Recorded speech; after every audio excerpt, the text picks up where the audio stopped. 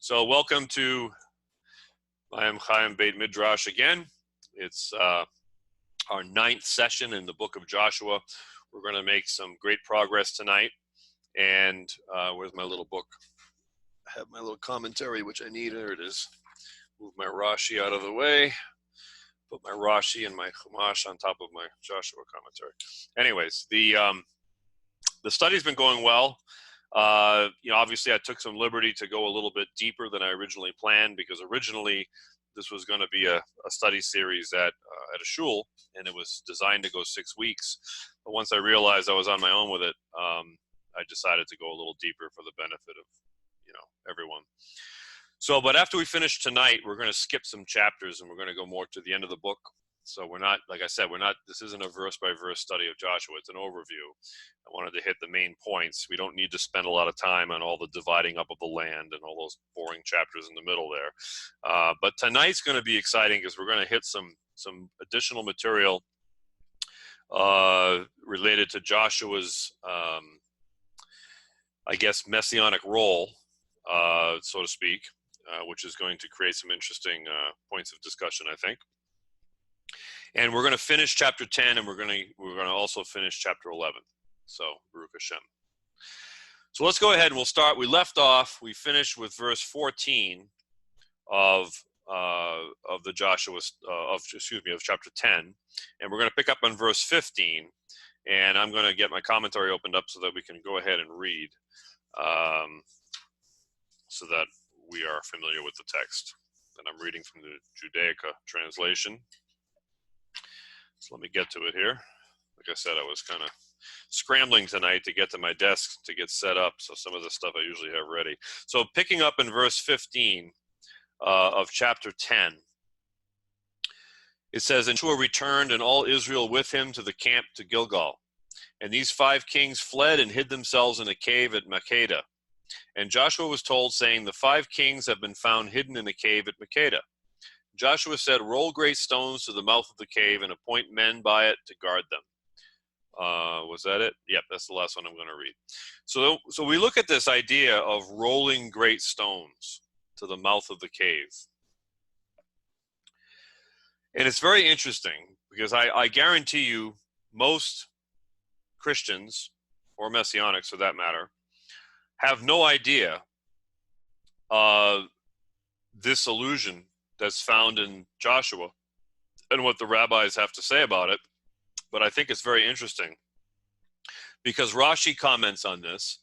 We lost Lorna. No, we lost Carla. She must have lost her connection. So Rashi says, "Roll great stones lest the kings emerge and suddenly escape."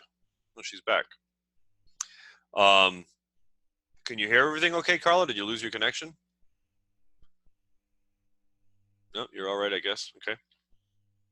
So Rashi says the reason they had to roll great stones in front of the cave is lest the kings would emerge and suddenly escape. So that's the reason why they're put in the cave. These are the kings that have been captured during the battle.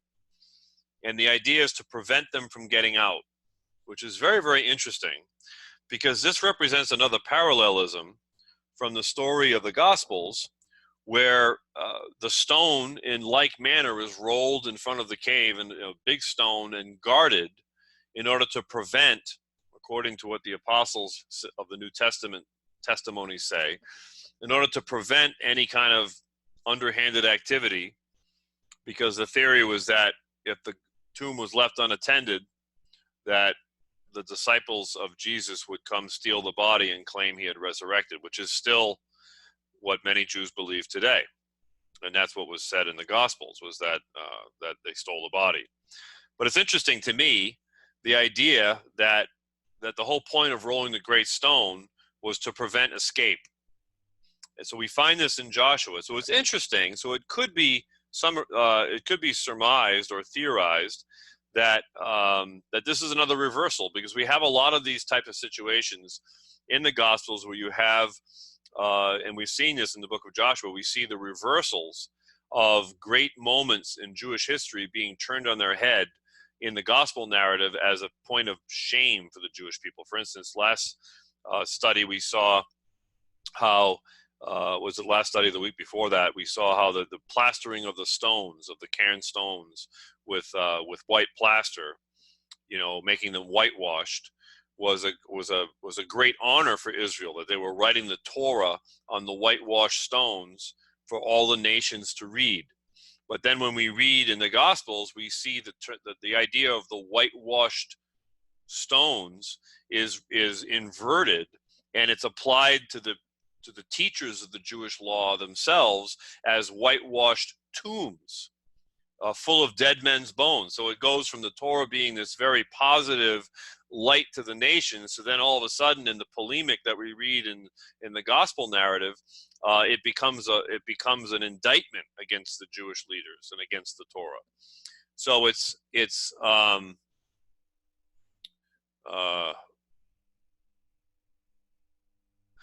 I just got a weird message. Anyways, so what was I saying? So we have this with the stone, because we understand that this victory that is being wrought in this battle is a great monumental victory for Israel. With this sweeping victory, as we're going to see in the text, this basically secures all of southern Israel for Joshua. So this is a huge moment in Israel's history. And so this is when this rolling of the stone happens, is on the heels of this fantastic victory that has happened. So I find it an interesting parallel, because the Gospels seek to portray another form of victory, but it's in this case at the expense and at the shame of the Jewish people, meaning they're accused of having crucified the Son of God. It's very, very interesting to me, this parallel, because it's consistent with the rest of the things we've seen in Joshua, where you have this constant inverting and reversal of a famous issue in Jewish history. It's just interesting. The idea that the stone is to prevent escape. So we start off with that, and then we get on to verse 19, which is another interesting point of contact here. So I went the wrong way here. So we get to verse 19, and it says, "And don't you stay. Pursue your enemies." So Joshua exhorts them, don't hang around, just continue the battle, "and smite the hindmost. Do not let them enter their cities, for the Lord your God has delivered them into your hand." And when it was Joshua and the children of Israel, and it was when Joshua and the children of Israel, sorry about that, had made an end of slaying them with a very great slaughter until they were consumed, that the rest which remained of them entered the fortified cities. And all the people returned to the camp to Joshua, to Makkedah, in peace. None wetted his tongue against any of the children of Israel. And Joshua said, "Open the mouth of the cave, and bring out those 5 kings to me from the cave." And they did so, and they brought forth those 5 kings to him from the cave: the king of Jerusalem, the king of Hebron, the king of Jarmuth, the king of Lachish, and the king of Eglon. And it was when they brought out those kings to Joshua that Joshua called for all the men of Israel, and said to the chiefs of the men of war that went with him, "Come near, put your feet upon the necks of these kings." And they came near and put their feet upon their necks. And Joshua said to them, "Fear not, nor be dismayed. Be strong and of good courage, for thus shall the Lord do to all your enemies against whom you fight."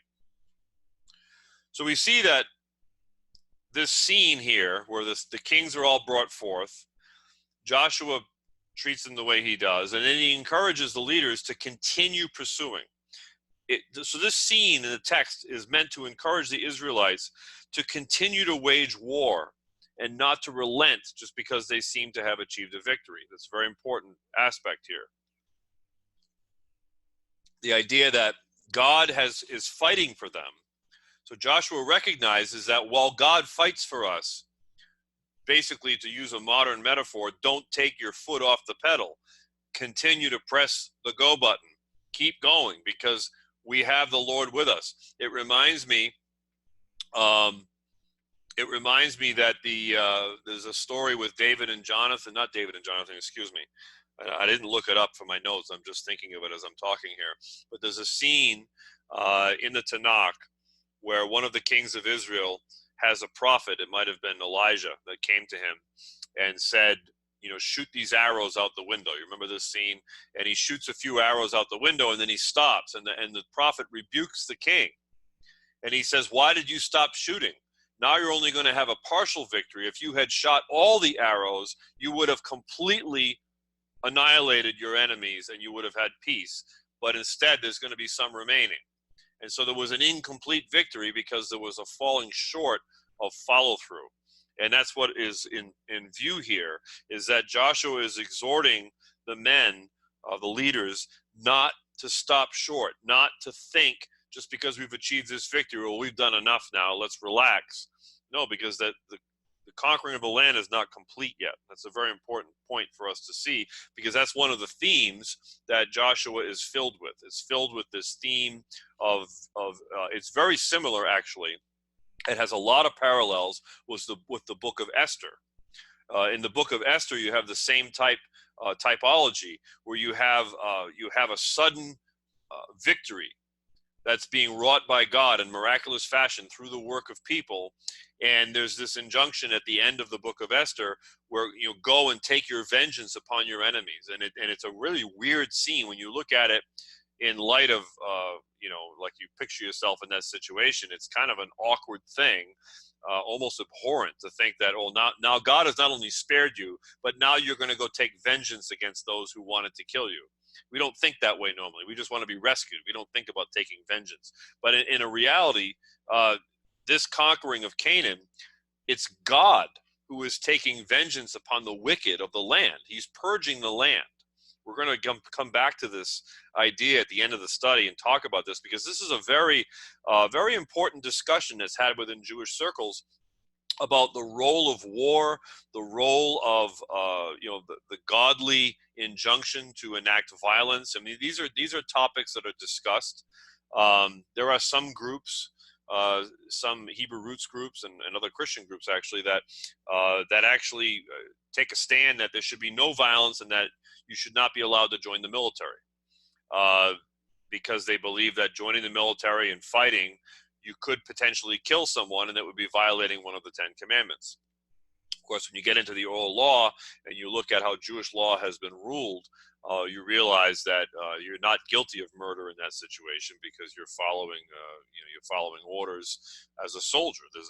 There's an actual righteous role that an army plays, in a nation. It protects and it serves to maintain order, and there's many different functions that it serves.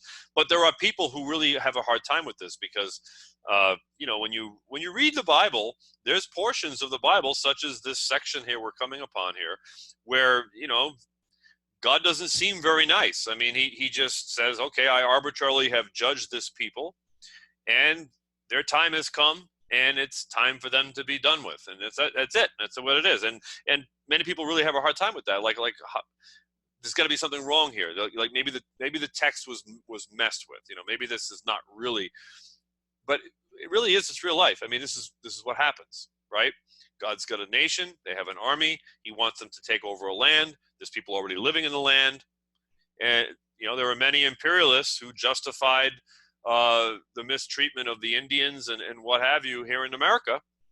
And many of the people who did the expansion within the United States, they used texts like the book of Joshua to justify what they did. Of course, it's quite a bit different to justify something you're doing here in North America versus Eretz Yisrael. I mean, this is Eretz Yisrael we're talking about. This is the land of Israel, the promised land, the apple of God's eye. So things are different when you're dealing with Israel. And I think that's important to keep in mind. We'll like I said, we'll get back to that before the study's over. But that's a theme that the sages wrestle with big time when they look at this book. So then we get to verses 26 through 28. And it says, and afterwards Joshua smote them and slew them and hanged them on 5 poles. And they were hanging upon the poles until the evening. And it was at the time of the setting of the sun that Joshua commanded, and they took them down off the poles and cast them into the cave wherein they had been hidden. It's that cave again, and laid great stones in the mouth of the cave until this very day, of course, of the day that Joshua was writing this. And on that day, verse 28, Joshua took Makkedah and smote it with the edge of the sword, and its king he utterly destroyed, them and all the souls that were therein. He let none remain, and he did to the king of Makkedah as he had done to the king of Jericho. So the verse that says, on that day, begins verse 28, and on that day. This is important for us to see that this scene that we're witnessing here, that Joshua literally conquered all these kings and all these armies at once, at one time, for the God of Israel fought for them. Radak says that after the battle described here, all the southern sector of the land of Israel was in their hands. They had conquered all of southern Israel. And this also illustrates how important it was that the sun stood still in the sky during this battle. It wasn't just some random miracle that we can point to and say, oh, wow, isn't this amazing? The sun stood in the sky. It facilitated the completion of the battle. So this miracle served the function of providing the environment by which this great victory could be had. If it had not happened, if the sun had set at its normal time, they wouldn't have had this complete of a victory. It would have dragged on. So it's very interesting. I think Carl is having connectivity issues. So then we get back to chapter 10 again, and we get to verses 29 through 43. I'm going to go ahead and read a huge section of text here. So when we get to verse 29, it says, and Joshua passed on from Makkedah, and all Israel with him to Libnah, and he fought against Libnah. And the Lord delivered it also and its king into the hand of Israel, and he smote it with the edge of the sword. And all the souls that were therein, he let none remain in it. And he did to its king as he had done to the king of Jericho. And Joshua passed on from Libnah, and all Israel with him, to Lachish, and encamped against it and fought against it. And the Lord delivered Lachish into the hand of Israel. And he took it on the second day, and smote it with the edge of the sword, and all the souls that were in it, according to all that he had done to Libnah. There's a note that I didn't record in my notes that I'll just mention, that Rashi makes a point of saying that the reason why the text says that all the souls that were in it is because within Judaism, the animal world is clearly distinguished from the human world, and that humans have a soul that the animals don't have. And so when it says that all the souls were in it, it's speaking specifically of people. I think we can kind of assume that as we read the text, but I thought that was an interesting little note that Rashi put in there. Anyways, then it says, we have a question. Yeah, you are having issues. I thought you were having connectivity issues, Carla. Yeah, that's fine. Okay. Thanks for letting me know. She's going to come back after she reboots. All right. So then verse 33, then Horam, king of Gezer, came up to help Lachish, and Joshua smote him and his people until he left none remaining. And from Lachish, Joshua passed on to Eglon, and all Israel with him, and they encamped against it and fought against it. And they took it on that day and smote it with the edge of the sword. And all the souls that were in it he completely destroyed that day, according to all that he had done to Lachish. And Joshua went up from Eglon, and all Israel with him, to Hebron, and they fought against it. And they took it, and smote it with the edge of the sword, and its king, and all its cities, and all the souls that were in it, and he left none remaining, according to all that he had done to Eglon, but destroyed it completely, and all the souls that were in it. And Joshua returned, and all Israel with him to Debir, and he fought against it. And he took it, and its king, and all the cities thereof, and they smote them with the edge of the sword, and completely destroyed all the souls that were in it. He left none remaining. As he had done to Hebron, so he did to Debir and to its king, as he had done also to Libnah and to her king. And Joshua smote all the country of the hills and of the south, and of the valley and of the falls, and all their kings. He left none remaining, but destroyed every soul, as the Lord God of Israel had commanded. And Joshua smote them from Kadesh Barnea to Gaza, and all the land of Goshen to Gibeon. And all these kings and their land did Joshua take at one time, because the Lord God of Israel fought for Israel. And Joshua returned, and all Israel with him, to the camp to Gilgal. That takes us to the end of chapter 10. So it says, and all these kings and their lands did Joshua take at one time. So in the commentary that I'm using, it says that this whole scene, this southern campaign, was the equivalent of what the Germans in World War II called a blitzkrieg. And it was completed in a very short time. Whereas by contrast, the northern campaign would drag on for seemingly an eternity by comparison. So it's just an interesting thing. So we see here in the southern campaign a big difference from what they're going to experience later. Probably for the benefit of the nation, because had they experienced the type of discouraging results in the south that they end up experiencing in the north, they might not have been as encouraged. But as it was, these battles go exceedingly well, and they have unexpected success. Really, just kind of like the dominoes just kind of fall. Very interesting. So then we get to chapter 11. And there's some really interesting stuff in chapter 11. I'm going to spend most of my time in chapter 11 tonight. So we begin chapter 11, and it says in verses 1 through 2, and it was when Jabin, king of Hazor, heard, he sent to Jobab, king of Madon, and to the king of Shimron, and to the king of Ashshaph. Okay, I'll just go with that. And to the kings that were on the north of the mountains and the plain south of Chinneroth, and in the plain and in the regions of Dor on the west. Very interesting stuff here that we're going to see, that I think you guys will appreciate this. So I don't know if you've noticed this, but there's some overlap here with some of the stuff that we're witnessing here in Joshua. Some of these places, they appear, don't they, in the New Testament. So for instance, in verse 2, we see this in the plain south of Chinneroth. So this is near Tiberias on the Sea of Galilee.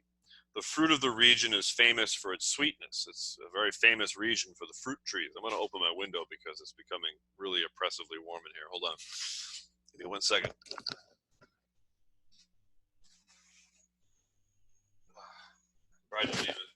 Try to leave it shut because my neighbor is running a power washer outside, but I think he's probably close to done. You probably can't hear it anyways. So I wanted to say also that that this is very interesting, because we have in a couple passages in the New Testament, we have this area coming up in a very significant way, but it's fascinating. So we have in Mark chapter 1, it says, and starting in verse 14, it says, now after John had been taken into custody, Jesus came into Galilee, preaching the gospel of God and saying, the time is fulfilled and the kingdom of God is at hand. Repent and believe in the gospel. As he was going along by the Sea of Galilee, he saw Simon and Andrew, the brother of Simon, casting a net in the sea, for they were fishermen. And Jesus said to them, follow me, and I will make you become fishers of men. So it says here, the Sea of Galilee. All right? So that's interesting. But then if you go over to Luke 5, what in the world? I think there's an ice cream truck driving past my house. Can you believe it? They still have ice cream trucks. All right. If you go to Luke chapter 5, which is a comparative passage, Luke chapter 5, beginning in verse 1, it says, now it happened that while the crowd was pressing around him and listening to the word of God, which I find it interesting that it's written that way. I mean, anyways, I have my opinions about the book of Luke. You don't need to hear them right now. But it says he was standing by the lake of Gennesaret. Okay. So, Carla's back. Welcome back, Carla. So you just came back. I was just comparing Mark 1:14 with Luke 5:1, where in Mark it's called the Sea of Galilee, but in Luke 5:1 it's called Gennesaret. Now, why is that important? Why am I mentioning that? And I'm going to explain to you why here. So it says in the text, south of Gennesar, however you want to say it. All right? Why does that matter? Well, let me go to some passages from the Talmud, and I think we're going to see another interesting picture here. So when we get to, I'm going to read from Tractate Berachot. Okay, 1 second. I'm going to need to pause the recording. My morning customer, who I have to postpone because of Katie, I need to communicate with her real quick by text. Just give me 1 second. I'm going to pause the recording. That's right. Okay, we're back. So let's look at the Talmud. Berachot 44a is the reference. And we're going to look at this region of Galilee, Gennesaret, Gennesor, as it's known, because it's got some interesting aspects to it that, again, have some overlay or some interesting parallels with what we read in the New Testament gospel accounts. So in the Gemara of Berachot 44a, it says, Rav Acha, son of Rav Avira, said that Rav Ashi said, this halakha was taught with regard to those who eat the fruits of Gennesar, which is what we just read, which are extremely sweet and which would be eaten along with salted foods in order to temper the sweetness. They would eat bread along with those salted foods. On a related note, the Gemara employs hyperbole in praising the fruits of Gennesar.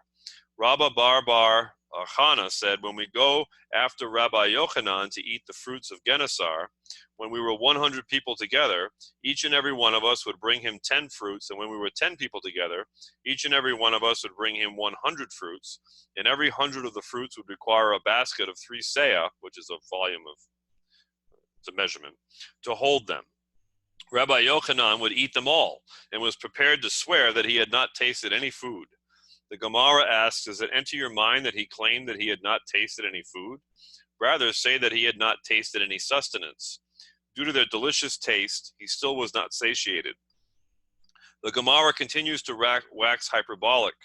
Rabbi Abahu ate fruits of Gennesar until the sweet, lush fruits made his skin so slippery that a fly would slip from his forehead. And Rav Ami and Rav Asi would eat them until their hair fell out. Rabbi Shimon ben Lachish would eat them until he became confused. And then Rabbi Yochanan would tell the household of the Nasi about his condition, and Rabbi Yehuda Nessi, these are all great rabbis of the Talmud, would send the authorities after him, and they would take them to his house. On a similar note, the Gemara relates, when Rav Dimi came from Eretz Yisrael to Babylonia, he said, King Yanai had a city on the king's mountain, from which they would take 600,000 bowls of sardines for those cutting figs off the trees during the course of the week from Shabbat Eve to Shabbat Eve. There were so many workers, and the fruit was so sweet that they needed such a vast quantity of salted fish to enable them to continue their work. So it says in the notes that Gennesar is the name of a beautiful valley that stretches along the western shore of the Sea of Galilee north of Tiberias. Josephus describes the area as follows. Its nature is wonderful as well as its beauty. Its soil is so fruitful that all sorts of trees can grow upon it, and the inhabitants accordingly plant all sorts of trees there. For the temper of the air is so well mixed that it agrees very well with those several sorts, particularly walnuts, which require the coldest air, flourish there in vast plenty. There are palm trees, which grow best in hot air, fig trees also, and olives grow near them. And it supplies men with principal fruits, grapes, and figs continuously during 10 months of the year, and they're ripe throughout. So it's considered a great fertile valley. Interesting that, when Titus marched up to the city, you'll find this is an interesting parallel as well. When Titus marched up to the city, he ordered that all the trees be cut down. He ordered them all cut down, which reminds me of the scene when Jesus comes up to the fig tree and he says, if it won't bear fruit, cut it down.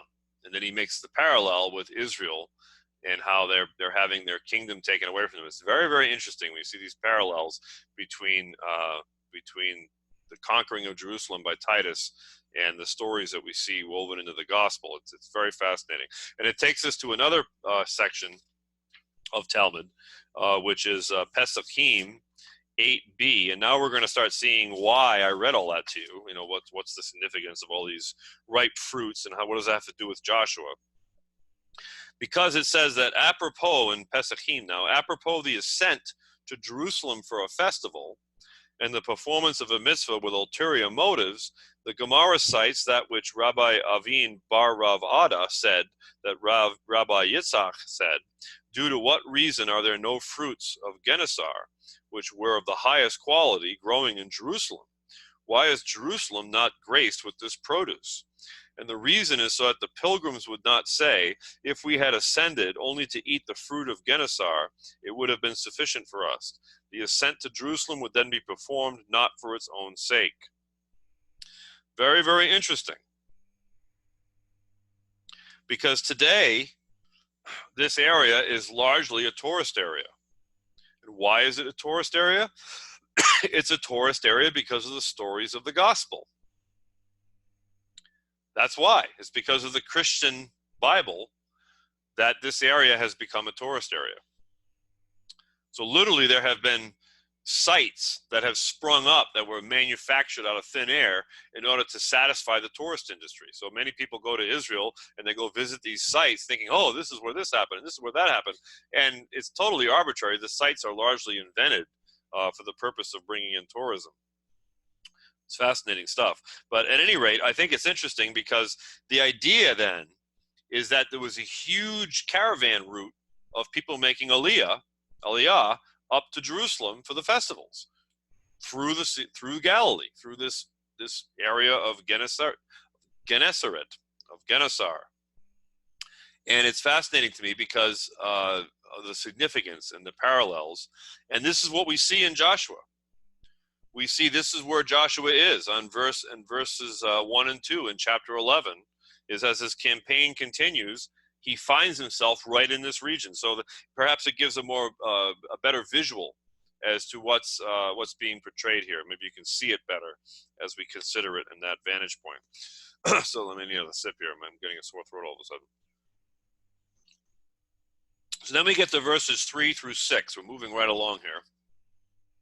And it says in verses 3 through 6, it says, to the Canaanite on the east and on the west, and to the Amorite and the Hittite and the Perizzite and the Jebusite in the mountains, and to the Hivite under Hermon in the land of Mizpah. And they went out, they and all their hosts with them, many people as the sand that is upon the seashore, in multitude with many horses and chariots. And all these kings met together. They came and camped together at the waters of Merom to fight with Israel. And the Lord said to Joshua, be not afraid of them, for tomorrow at this time I will deliver them up, all slain before Israel. You shall cripple their horses and burn their chariots with fire. Okay, so everybody with me so far? I mean, am I losing you guys, or are you guys tracking with me here? You need to stop for a second. You guys can ask questions, or we're good? All right. So moving on, this is a very interesting picture, the idea of crippling their horses. Now, why would this command be given? What's the benefit of maiming the horses of the soldiers that they capture? Why wouldn't they use the horses and the chariots against future enemies? Why don't they just capture the spoil and use it? This is a question, right?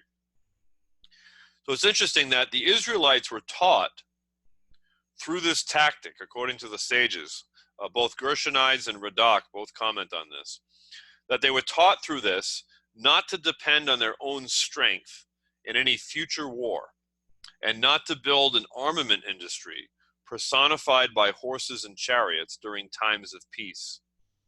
Very interesting.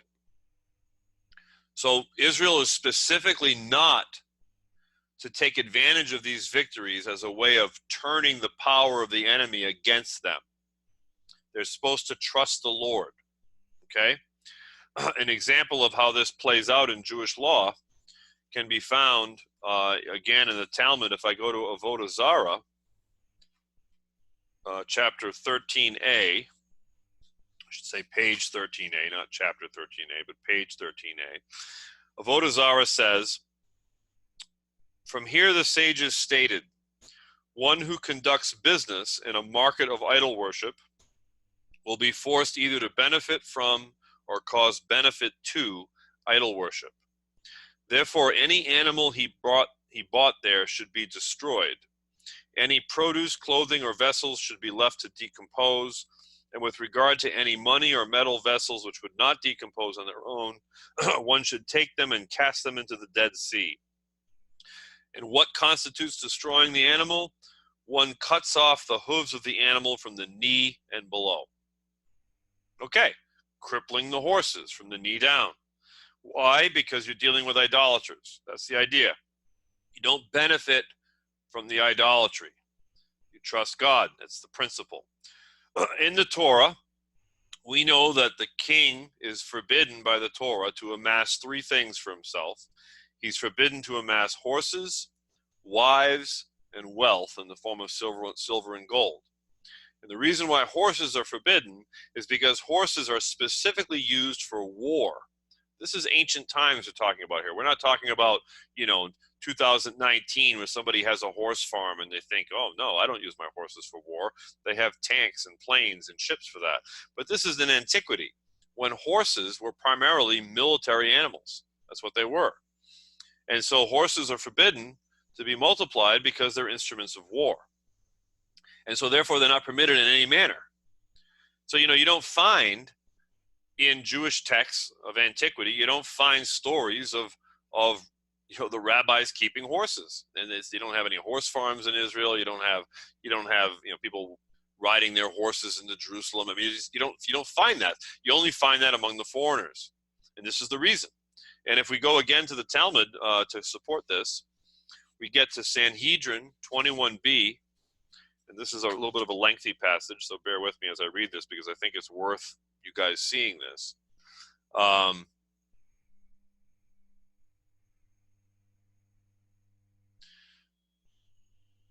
Okay. The sages taught in a Bereta, this is the Gemara of Sanhedrin 21b, related to the Mishnah. In the Mishnah, I'll just tell you, in the Mishnah, it quotes Deuteronomy 17:16, which says the king shall not accumulate many horses for himself, but only enough for his own chariot in war and in peace. The sages say in a Bereta with regard to the verse, he shall not accumulate many horses, susim, sus is horse in Hebrew, for himself, nor return the people to Egypt for the sake of accumulating susim. One might have thought that he shall not even have enough horses for his own chariots and riders. Therefore, the verse states for himself, teaching that only if the horses are for himself, for personal pleasure, he shall not accumulate them. But he may accumulate horses for his own chariot and riders. How then do I realize the meaning of horses in this verse? It is referring to idle horses, which serve no purpose other than glorifying the king. From where is it derived that even if the king has one horse that is idle, that he transgresses the commandment, he shall not accumulate? The verse states, for the sake of accumulating horses, with the term for horses written in the singular. The Gemara asks, but once the verse taught that even one horse that is idle stands to be included in the prohibition of he shall not accumulate, why do I need the plural form horses in the first clause of the verse? The Gemara responds, its purpose is to teach that a king would transgress the prohibition in additional time for each and every idle horse. The Gemara questions this ruling. The specific reason for limiting the prohibition to idle horses is that the merciful one writes, he shall not accumulate for himself, which indicates consequently that if the Torah had not written this, I would say that even enough horses for his chariot and riders are not permitted, and this is unreasonable since the king needs an army. The Gemara responds, no, the term for himself is necessary to teach that it is permitted for the king to add a reasonable number of horses beyond the necessary minimum, and it is only strictly personal use that is prohibited. You see how, if you just read the strict Torah, it looks very cut and dry. But then when you actually have to practically apply it, you have to consider all these considerations. You have to consider the exceptions to the rule and, how far does this restriction go and what's the practical applications. And that's what the Talmud does. The Talmud wrestles out the practical applications of applying the Torah, something that people in the Hebrew Roots movement and in the Messianic movement rarely do. They just read the Torah and say, oh, this is a Torah. It's what it says. They don't realize that, here in America, for instance, you don't have to live by the Torah in order to function every day. That's not the Constitution of the United States. Yes, it does, Kevin. Thank you. Kevin says this gives new meaning to Zechariah 4:6. Let's go ahead and turn there. Let's look at what Kevin's talking about, and then I'll make my point on Constitution in a minute. But if we go to Zechariah 4:6, let me find it here. It should be after Joel and Amos.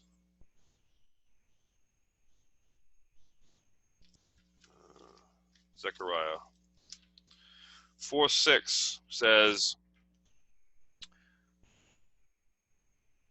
where does it start? Then he said to me, this is the word of the Lord to Zerubbabel, saying, not by my might or by power, but by my spirit, says the Lord of hosts. Right. Well, I mean, it's back to my point. So we have a constitution here in the United States that forms the basis of our laws, and then those laws are interpreted, and those interpretations go from the national to the state to the local municipality level, all of which are supposedly based at some level upon the Constitution, right? So somebody here in the United States can say, well, I want to live by the Torah, but they're not living by the Torah the way the Israelites were having to live by the Torah. That's what people don't understand. Israel didn't have the U.S. Constitution to fall back on if they didn't agree with what the Torah said. The Torah was their constitution. And so the sages and the priests of Israel were responsible, and the Sanhedrin was responsible for figuring out, how do we work this out? How do we live this? This is the law of our land.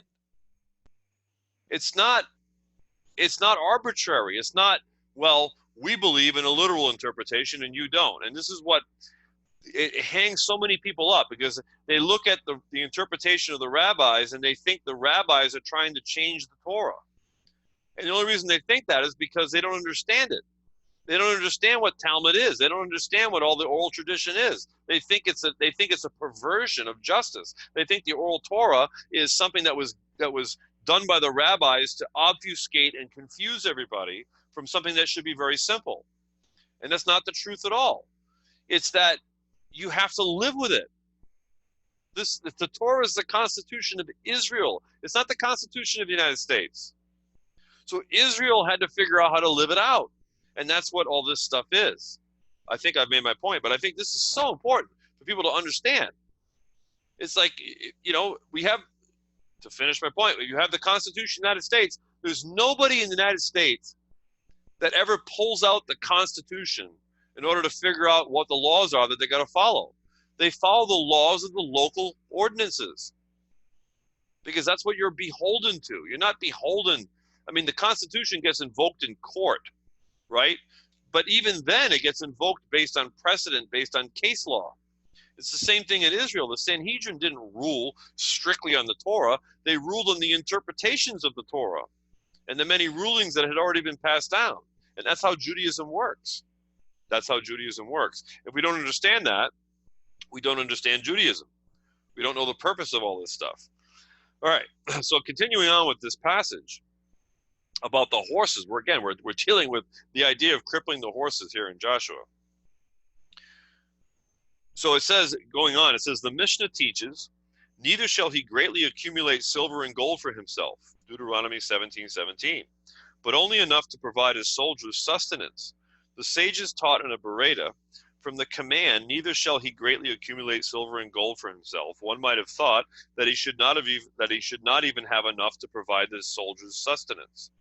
To counter this, the verse states for himself, teaching that only if the silver and gold is for himself, for personal pleasure, shall he not accumulate it, but he may accumulate enough silver and gold to provide for his army, for his soldiers' sustenance, is what it says literally. The Gemara questions this ruling, the specific reason for limiting the prohibition to you might, this is the way Gemara is. You might think, oh, well, they concluded that. Oh, no, they didn't. The Gemara questions this ruling. The specific reason for limiting the prohibition to personal wealth accumulation is that the merciful one writes, neither shall he greatly accumulate silver and gold for himself, which indicates consequently that if the Torah had not written this, I would say that it is not permitted for the king to accumulate even enough silver and gold to provide his soldiers sustenance. But this is unreasonable, since the king needs an army. The Gemara responds, oh, yeah, I got you, Kevin. Right, that was a clarification. Okay, thank you.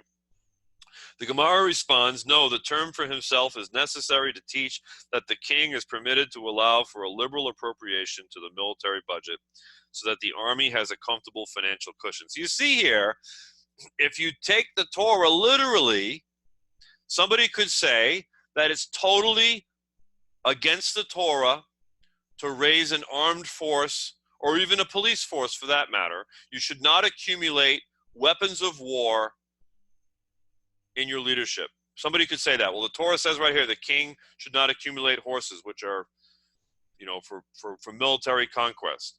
But you see that once the rabbis look at this, they realize, well, what is really going on here? What's really going on here is a restriction against the personal aggrandizement of the king for his own glory and pleasure. But the king still has a job to do. The king has to administer justice, he has to rule, and he has to manage the army. You have to have an army to protect yourself when the people are at risk. So we have provision made in the oral law for what is only common sense, really. I mean, that's really what they're dealing with here. So ultimately, the halakha is as follows, and this is found in the Rambam Sefer Shofatim, and it says, a king may not own many horses and is restricted to the number necessary for his chariot and his riders. It is prohibited for him to have even one horse to run before him for the sake of his honor. Remember I said this parallels with Esther. What happens in Esther when, Mordecai is honored by Haman, walking Mordecai on the king's horse before him, before all the people in his honor. So this is what the nations do, is they do pomp and circumstance for their own honor. Rome was famous for this. Rome, every time they had a military conquest, they would have this massive pomp and circumstantial parade where the victors would ride into town. People would be cheering and blowing horns, and they'd be dragging their conquested victims behind them in chains, showing everybody that this is who we conquered, and this is what the nations do. So basically the oral law is saying, no, that doesn't work for God's people. God doesn't want his people gloating over their victories over their enemies. He doesn't want him humiliating and shaming people that you conquer unless he wants them destroyed, in which case he says eliminate them. He doesn't want you making a circus act out of it. This isn't Broadway. This isn't the Roman cathedral, blood sport. This is God's kingdom. This is God's land, and these are God's people. Different rules apply. So anyways, it goes on and it gives additional halakas, but I'll spare you all that. But the main thing that we need to see is that the Gemara asks, I'm going to read this part. The Gemara asks, now that you have said that the term for himself in the verse is stated for the purpose of a derivation of for practical halakha, which limits and narrows the verse's scope, what do you derive from the next phrase in the verse? He shall not add many wives to himself. So now it asks the question, why? Because of Solomon, right? Because Solomon, he had how many wives, right? The Gemara answers the usage of for himself serves to exclude ordinary people. This is wild. It says to specify that only the king is restricted from having many wives, but a civilian can marry as many women as he wants, provided he can support them financially. And I only mention this because in the Christian Bible, the idea of one man, one woman is emphasized in the Christian New Testament. But we have to understand that in the Torah, there is no prohibition against that, provided everything is in order. What's prohibited is abuse. That's what's prohibited. So it's very interesting, because sometimes people, they look at these, they look at Saudi Arabia, for instance, and they see the sheiks with many wives, and they think, oh, it's because they're pagan. Actually, no, they don't consider themselves pagan. They're very monotheistic. Islam is extremely monotheistic. But Islam, one of the terms for Islam is they consider themselves the keepers of the law. So they're very strict about the law. And there's no prohibition against polygamy in Islam. But neither is there in the Torah, although it became customary among Rabbinic Judaism to greatly discourage this. This is greatly discouraged within Judaism, and Christianity, of course, inherits that modus operandi of one man, one woman, this idea. But really, we should understand that back in antiquity, and again, I'm not endorsing this, I'm just saying that back in antiquity, it was very common. You know, even King David had multiple wives. I mean, it wasn't a thing back then. It was, but yet the Torah says that the king should not multiply wives, horses, or silver and gold. And we see why. Because when a king has power, he will abuse his power through the elements by which power is shown. And it's not for the people of God to be like the nations around them. That's the whole point. And then finally, the last comment from the Gemara says, "It is also written, only he shall not accumulate many horses for himself, nor return the people to Egypt for the sake of accumulating horses." Deuteronomy 17:16. And Solomon said, "I will accumulate many, but I will not return." And it is written, "And a chariot came up and went out of Egypt for 600 shekels of silver." 1 Kings 10:29. Teaching that not only did Solomon violate the Torah, but he also failed in applying the rationale given for its commandments. This demonstrates the wisdom in the Torah's usual silence as to the rationale for its mitzvot, as individuals will not mistakenly rely on their own wisdom to reason that the mitzvot are inapplicable in some circumstances. That's a very important point, which is why I read that. So, okay, I will spare you additional Talmudic readings at this point, and we'll move on from the text. But I find this to be very interesting for all the reasons I told you, that when you look deeper and you realize that what the implications are of some of these events and some of these things that we read, there's a big difference, for instance, between, as a Christian steeped in replacement theology, reading the stories of Joshua, trying to simply glean principles and illustrations and stories that can be useful in trying to figure out, you know, a life of faith as one follows Jesus, versus a people who have a constitution called the Torah. And what does this story, which is a story of our history, right? Israel would say, this is our national history. What are we learning from this, and what have the sages done with this text, and how has it impacted the way that they've interpreted the laws? Because all of this stuff impacts all that. So that's one of the things that we have to understand, is a different mindset in the analysis of the text when you get involved in Judaism versus the way a traditional church perspective would look at this text. And that's why I'm approaching it the way I'm approaching it, is to give you that benefit of looking at it from that vantage point with comparison, because you're not going to hear that from a pulpit. You know, you're not going to go to any church where they're going to explain it to you this way. And that's the reason why I'm taking the time to do that. All right, so we move on to verses 7 through 15 of chapter 11.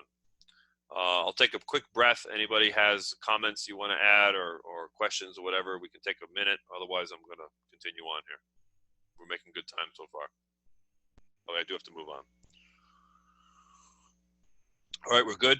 Okay, I don't want to speed roll you guys. So moving on to verses 7 through 15, it says, "And Joshua and all the people of war with him came upon them by the waters of Merom suddenly, and they fell upon them. And the Lord delivered them into the hand of Israel, and they smote them and chased them to Great Zidon and to Misrephoth Mayim and to the valley of Mizpah eastward. And they smote them until they left them none remaining. And Joshua did to them as the Lord had bidden him. He crippled their horses, and he burnt their chariots with fire. And Joshua turned back at that time and took Hazor and smote its king with the sword, for Hazor was formerly the head of all these kingdoms. And they smote all the souls that were therein with the edge of the sword, utterly destroying them. There was not a soul left. And he burnt Hazor with fire. And all the cities of these kings and all their kings Joshua took and smote them with the edge of the sword, and he utterly destroyed them," killed a bug, "as Moses the servant of the Lord had commanded. But as for the cities that stood in their strength, Israel burned none of them, save Hazor only did Joshua burn." Moving on, "And all the spoil of these cities and the cattle the children of Israel took for a prey to themselves, but every man they smote with the edge of the sword until they destroyed them. They did not leave a soul, as the Lord commanded Moses his servant. So did Moses command Joshua, and so did Joshua. He left nothing undone of all that the Lord commanded Moses. So we see this verse as the Lord commanded Moses. I know the poor, it wasn't a fly, it was a little mosquito. These little mosquitoes in Georgia, I can't see them until they bite me. When I was in Vermont, the mosquitoes were the size of B-52 bombers. You could hear them coming from like the cloud formation over the hills. You'd hear them coming in like a formation, and you had time to react. Like they'd come and they'd circle your head, and they'd make all this noise, and you could just clap and just peck them off. You'd have all these dead mosquitoes in your hand. One of them would get through, and they'd have to like perch themselves and get themselves all ready and shake themselves a little bit before they could bite you. These little guys down here, these are like little TIE fighters from Star Wars. They just they come out of nowhere, and they just like, all of a sudden you're like, I'm getting bit. Like, what bit me? I can't see anything. And you look in your leg and you get a little blood smear, and you can't even see the bug. The bug parts are so small, it's like they don't even exist. It's like they shot you from 50 yards or something. It's unbelievable. These bugs are crazy. So when I actually have the opportunity to see a bug in front of my face, like, there he is. I've got him lined up. That sucker's dead. I'm going to get him. And I did. So at least I think I did. But I can't see any bug parts. That's what I'm talking about. They're so small. But anyways, it's like a curse. So it's crazy. So I have to be careful. You know, that and red ants. I'm getting used to that here in Georgia. The red ants, they're nasty. They're aggressive. They come after you. They climb your legs. They start nipping at you. They hurt. Anyways, enough bug talk. So we get on to 7 through 15. It says this verse, and the Lord commanded Moses his servant, so did Moses command Joshua, and so did Joshua. He left nothing undone of all that the Lord commanded Moses. So I wanted to read something to you, like I never read anything to you, but I wanted to read this to you as well. This is directly from the commentary, and I just thought this was so awesome. This whole section I'm about to read to you, it's a couple paragraphs, is from the Midrash Samuel, a very famous but more obscure Midrash in Jewish tradition. And it says this, it says, Scripture records here that this seeming cruelty that we witness here in the text on Joshua's part was actually the fulfillment of a divine command. And this is what I was telling you. I wanted to get back to this idea. Compassion here, hear this, compassion in this case is out of place. Compare, for instance, and this is an interesting analysis. I want to hear this because I made some comments last week about coming to the aid of those that you're in covenant with. But now I want to give some balance to this, because there is a time for strict justice when you're a ruler and you're given instructions by God. But it has to do with Israel specifically. You can't take these things and unilaterally apply them to all the rest of the nations of the world. But regarding Israel, this is important. And so God gave commandments, and this is what it says right here in the commentary. It says, compassion here would be out of place. Compare the biblical promise after the annihilation. It doesn't give me the verse. Okay, so I'll just pass over that verse here. But then it says, he will give you mercy and will have mercy upon you. He who attempts, this is what it's trying to say, he who attempts to be more compassionate than his creator, will eventually bring evil upon himself and his posterity. Our sages stated very appropriately that he who is compassionate to the cruel will eventually be cruel to the compassionate. Doeg the Edomite, who advised Saul to spare Agag, king of Amalek, later slew Nob, the priestly city. Similarly, Saul, who was a party to sparing Agag, later pursued David in a deadly chase. Furthermore, Saul's compassion resulted in the rise of Haman, a descendant of Agag, who threatened the very existence of the Jewish people. Do you ever realize that when we read this story of Saul, when he spares Agag and Samson, it's not Samson, but Samuel is so very mad at him for doing so, that the ultimate result of that whole episode is that Haman descends from Agag. Remember, we saw this when I did my whole thing on the mystery of Purim. Very interesting. So I wanted to read that because sometimes our compassion can be misplaced if we're circumventing God's spirit. Sometimes God has dedicated something for destruction, and we have to just not get in the way, because we're going to create massive problems if we try to become God for people, if we try to become the Holy Spirit. It doesn't work that way. We have to step into what we've been given the power to step into and not try to manipulate things that we have not been given power over. So, a little lesson there. So then we go on, we're almost done. We read verses 16 through 20, and we're rocketing towards the end of the chapter here. And verse 16 says, "And Joshua took all this land, the hills and the south country, and all the land of Goshen, and the valley, and the plain, and the mountain of Israel, and its valley, from a divided smooth mount that goes up to Seir, to Baal-Gad, in the valley of Lebanon, under Mount Hermon. And all their kings he took, and smote them, and put them to death. Joshua made war a long time with all these kings. There was not a city that made peace with the children of Israel, save the Hivites, the inhabitants of Gibeon. They took all in battle. For it was from the Lord to harden their hearts that they should come against Israel in battle, that he might destroy them completely, and that they might have no favor, that he might destroy them as the Lord had commanded Moses." What was I going to read to? Oh, yeah, that's what I got to finish right there. Verse 20. "For it was from the Lord to harden their hearts," that's what it says, "that they should come against Israel in battle, that he might destroy them completely." The Midrash Tanchuma on this passage says that this sentence in the text is meant to rebuke Joshua, for he intended to delay the conquest of the land in order to lengthen his lifespan, for it was stated, "And you shall cause them to inherit it." Very interesting. So the rabbis here compared Joshua to his master Moses. Again, I'm going to read a commentary. This is from Radak, but it's recorded in the commentary I'm using, and it's on this page here.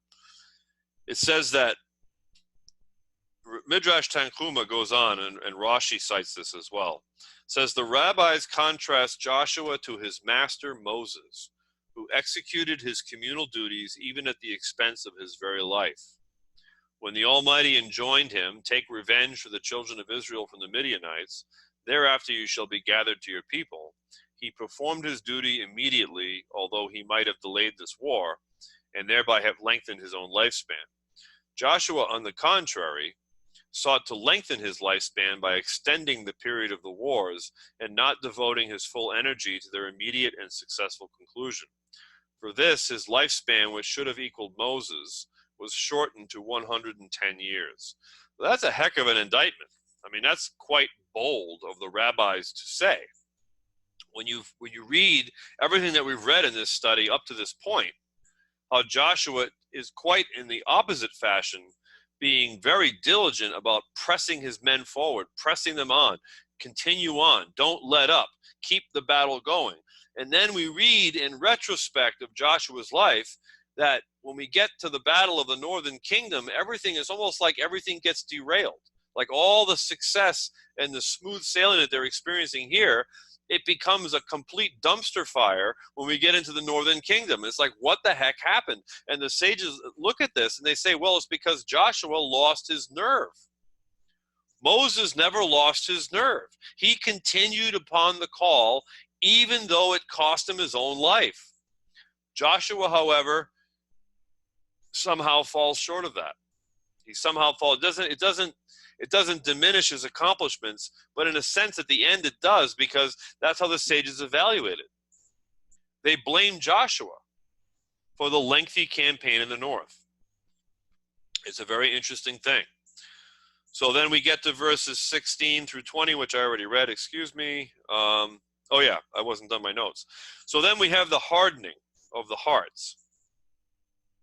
So obviously we think about Moses and Pharaoh when we think about that. And indeed, the rabbis do compare this to the situation with Moses. It's compared to the hardening of the heart of Pharaoh. And what's interesting about that is that the result of this hardening, in other words, the people that Israel's fighting against, it says that God hardened their hearts in such a way that they wouldn't seek peace. They wouldn't seek peace. So therefore, because the enemies of God would not seek peace because of their hardening, the Jews were then left no alternative but to war against them. For coexistence with them was forbidden, As the scripture states, they shall not dwell in your land, lest they cause you to sin. Exodus 23:20-23. You know, this idea of being left no alternative, it has practical applications today. We have much controversy in our nation right now, some of it is being manufactured, but there is nonetheless controversy related to our police force and its use of force and its use of deadly fire upon citizens of our country, typically, against minorities. So what's interesting is that the pushback from this perception, whether fair or not, is such that we now have incident after incident across the country of policemen and policewomen being agitated to react.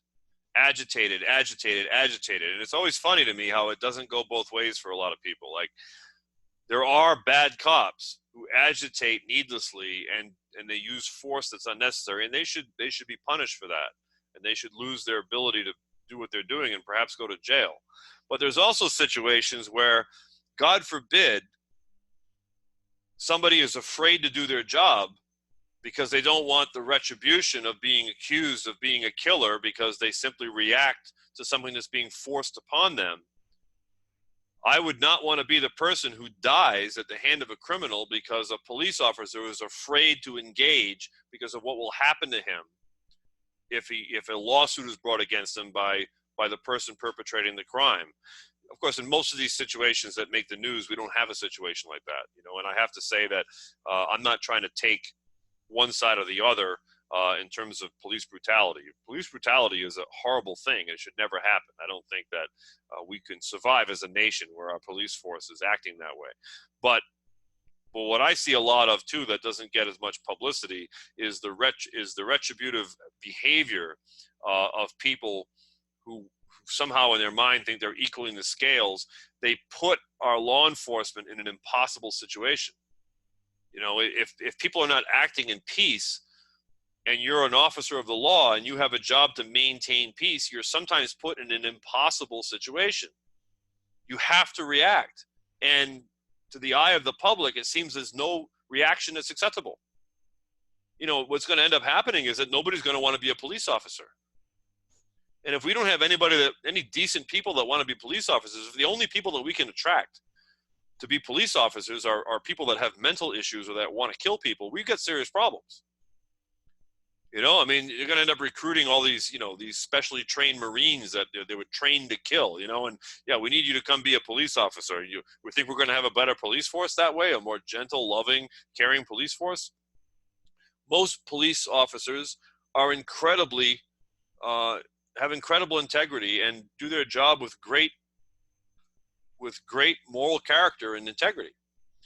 It's unfortunate that we have this situation. I'm not minimizing legitimate issues because I think the tension goes both ways. But I just think it's interesting that we have this. I'm not trying to make a big political statement here in any sense, but I just think there's an interesting practical application to what we're seeing here when you have a hardening of hearts and what results from it.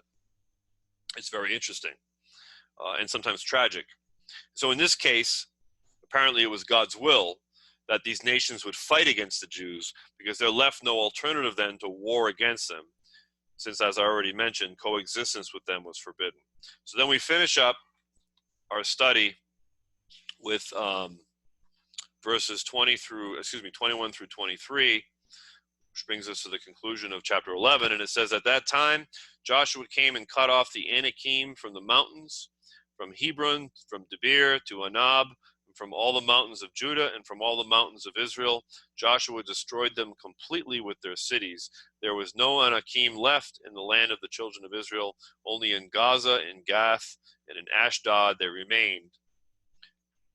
And Joshua took the whole land, according to all that the Lord had spoken to Moses, and Joshua gave it for an inheritance to Israel according to the divisions by their tribes, and the land rested from war. Again, I think it's important to mention that this idea of the Jews being left no alternative but war is not a justification for another nation to say, well, we have no alternative. We have to go invade this country because they've provoked us. I think back to when George Bush invaded Iraq. He said, well, we don't have an option. We don't have an option because I think the term he used was naked aggression towards Kuwait. Well, that was a blatant lie. Well, of course we had options. We didn't have to invade Iraq. We didn't have to send a bunch of soldiers over there. We could have let Saudi Arabia deal with it. They were the ones that were the neighboring country. It was Saudi Arabia that wanted us to invade Iraq. They're the ones that benefited from it.